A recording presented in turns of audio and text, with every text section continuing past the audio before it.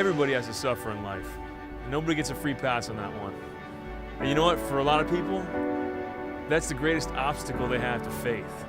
If there's really a God, why does he let us suffer? Maybe he's not there. Maybe he just doesn't care.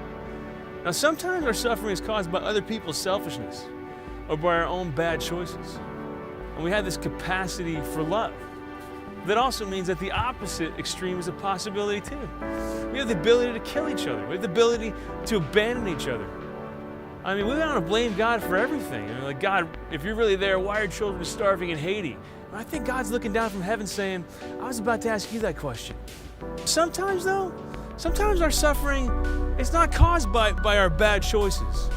Sometimes our suffering is just caused by the fact that we have to deal with the frailty of our human condition. We're not living in the Garden of Eden anymore.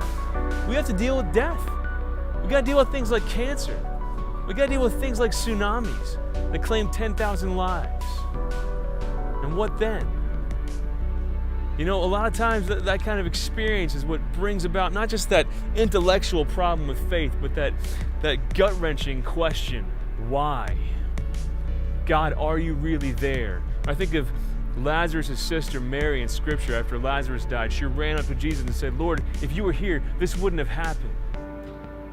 Now, there's good theological explanations for why a God of love would let us suffer. He doesn't cause us to suffer, but he lets us suffer, but only with a plan to bring about some greater good. Even if that's a good that we only see from the perspective of eternity. See, God's the author of life, and he knows how the story ends. And if he ties the whole story together, man, a good ending redeems every up and down and twist and turn that happens in every chapter along the way. You're the ultimate example of God letting bad things happen to bring about some greater good is the death of his son. He let Jesus die on a cross. That's not because he abandoned mankind. Christians call the day that Jesus died Good Friday, even though it's the worst evil imaginable. The killing of God in the flesh.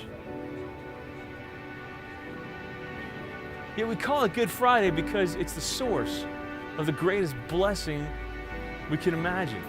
Easter Sunday and our victory over sin and death and despair. It's because of Good Friday that we know that the grave doesn't get the final word. But you know what? All those theological explanations, they only go so far. You know, when you're experiencing profound suffering, you're not necessarily going to be thinking, well, Chris said God writes the story from beginning to end, sees the whole thing, big picture, blah, blah, blah. You know, no. Sometimes when you're in intense pain, that's all you could see. You know what helps me at a time like that? I look to the cross. See, the central image of Christianity is not a guy saying, hey, come follow me, and everything's going to be easy all the time. You know, even if you don't believe in God, the cross says one thing really clearly. Life is really difficult sometimes. But as a Christian, I can never look at my God and say, you don't know what this is like to deal with pain, to deal with suffering, to watch your body fall to pieces in front of you, to have people who are supposed to be there for you all take off. Because he does. See, Jesus never promised us freedom from suffering. What he promises us is his presence with us in our suffering. What he promised us is that because we can unite our suffering with his on the cross and offer up to God for the salvation of the world, is that pain can have a purpose. What he promised us is the hope of Easter Sunday, and that death doesn't have the final word. What he promised us is an example of heroic love in the middle of our suffering. See, he didn't suffer so we wouldn't have to. He suffered so we'd know how to. So even when you're in those darkest moments of life, where you want to just cry out, God, where are you?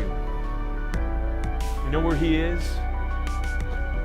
He's on the cross right next to you, saying, my God, why have you forsaken me? So you never have to say those words alone.